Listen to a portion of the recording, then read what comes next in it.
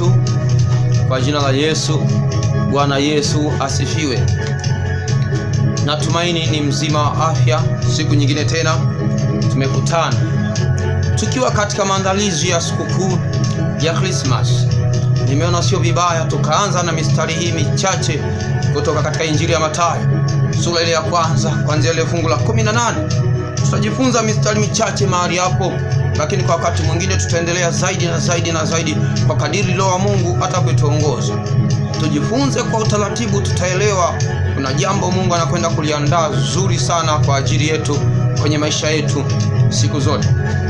Injili ya Mathayo inasema kuzaliwa kwake Yesu Kristo kulikuwa hivi: Mariamu mama yake alipokuwa ameposwa na Yusufu, kabla hajakaribiana alionekana na mimba kwa uwezo wa Roho Mtakatifu. Neno hili aliposwa, kwa zamani mtu aliyeposwa ina maana tayari alikuwa ni mke wa mtu moja kwa moja, kulingana na utaratibu ama ule unabii alisema Isaya. Biblia inaenda kusema Yusufu alikuwa ni mtu mwenye haki. Haijatuambia alikuwa mwenye haki, alikuwa Farisayo ama alikuwa Sadukayo, lakini inasema alikuwa ni mwenye haki.